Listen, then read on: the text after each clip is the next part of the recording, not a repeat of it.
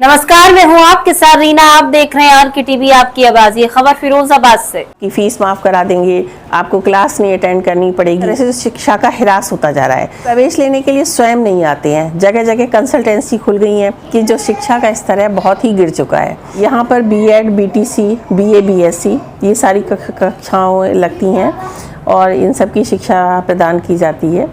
जहाँ तक आपने पूछा कि शिक्षा का स्तर क्या है और किस दिशा में ये जा रही है, तो उसके लिए कहना ये है मेरा कि ये तो सर्वविदित ही है कि जो शिक्षा का स्तर है बहुत ही गिर चुका है। इसको संभालना अब इतना आसान काम नहीं है, क्योंकि हम शिक्षक हैं और 10-15 साल से इसी क्षेत्र में कार्य कर रहे हैं, प्राचार्य पद पर कार्यरत हैं और अपना महाविद्यालय भी खोल लिया है जिसका मैं प्रबंधन का कार्य संभाल रही हूँ। मैं ये देखती हूँ कि आजकल जो छात्र है वो किसी भी कोर्स को पढ़ने के लिए बहुत ज़्यादा इंटरेस्टेड नहीं है। जो हमारे ज़माने में जब हम पढ़ते थे तो बहुत ही ध्यान से, बहुत ही अच्छे सब तन मन धन लगा करके उस शिक्षा को अर्जित करना चाहते थे अपने गुरुजनों से।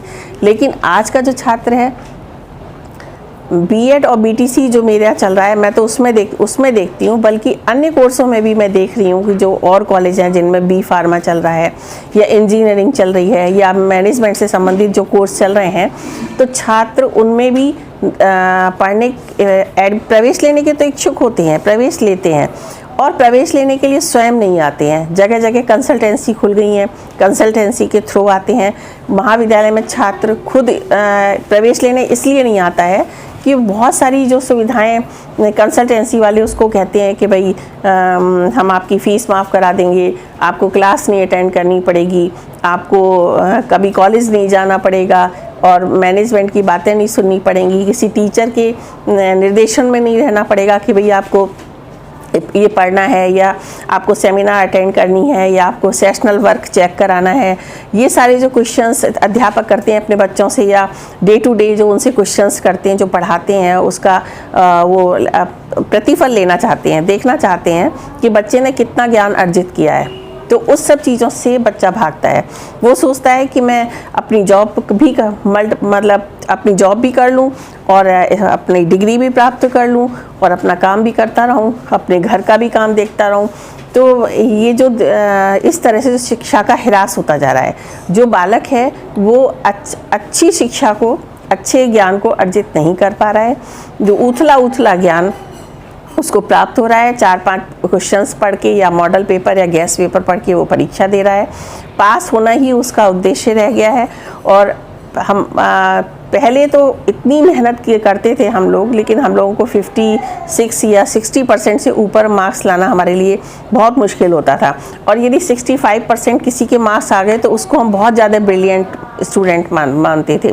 लेकिन आज के बच्चे के 85% मार्क्स, 92% मार्क्स, 99% मार्क्स, यहाँ तक कि अब तो मैं सीबीएसई में देख रही हूँ कि 100% मार्क्स उसको मिल रहे हैं। लेकिन बच्चे से यदि क्वेश्चंस पूछे जाएँ तो उसको कुछ भी नहीं आता है। तो ये समझ में इसके लिए बहुत कठिन विषय है, जिसको हम शिक्षा नीति के तहत या किसी बोर्ड का गठन करके या किसी कमेटी का गठन करके फिर से एक जो ऐसा कर भी रही है सरकार, हमारी इस दिशा में कार्य कर भी रही है। नई शिक्षा नीति का गठन हुआ है और अब मैं ये सुन रही हूँ कि बीएड, बीटीसी पहले तो केवल हमें प्राइमरी में शिक्षक बनने के लिए या जूनियर हाई स्कूल में शिक्षक बनने के लिए बीएड करना अनिवार्य होता था। लेकिन अब नई शिक्षा नीति में ये भी सुनने में आ रहा है कि जो पीजीटी शिक्षक हैं, पोस्ट ग्रेजुएट शिक्षक हैं, अभी तक जिनको बीएड की कोई आवश्यकता नहीं थी, लेकिन उनको भी बीएड की डिग्री प्राप्त करनी पड़ेगी, तभी जो है वो शिक्षक बन पाएंगे।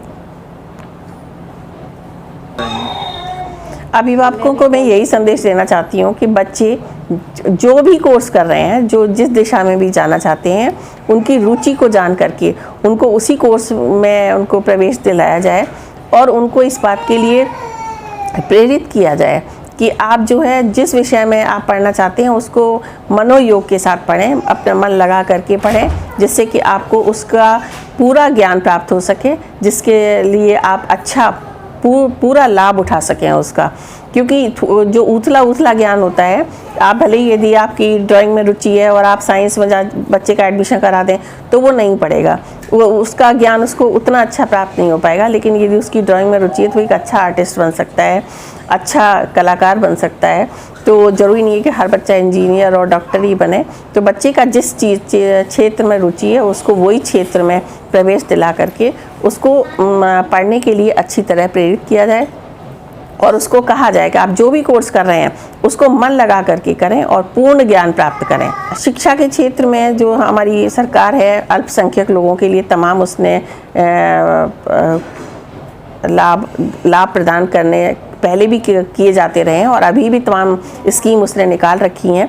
हमारे यहाँ जो अल्पसंख्यक बच्चे पढ़ते हैं या जो मैनेजमेंट कोटे में बच्चे आ रहे हैं, वो उन बच्चों के लिए स्कॉलरशिप है, उनका निःशुल्क प्रवेश लिया जाता है और उनको पूरी छात्रवृत्ति प्रदान की जाती है, जिससे कि वो अपने इस कोर्स को केवल बीएड बीटीसी तो हमारे यहाँ है, लेकिन अन्य कोर्स के लिए भी गवर्नमेंट ने सुविधा दे रखी है कि बच्चों को छात्रवृत्ति प्रदान की जाए, जिससे कि उन अपनी शिक्षा को ग्रहण कर सकें। देखिए, मेरे महाविद्यालय का नाम श्री देवी सौराम सिंह एजुकेशनल इंस्टीट्यूट है, जो गांव पेड़त, तहसील जसराना और डिस्ट्रिक्ट फिरोजाबाद में है।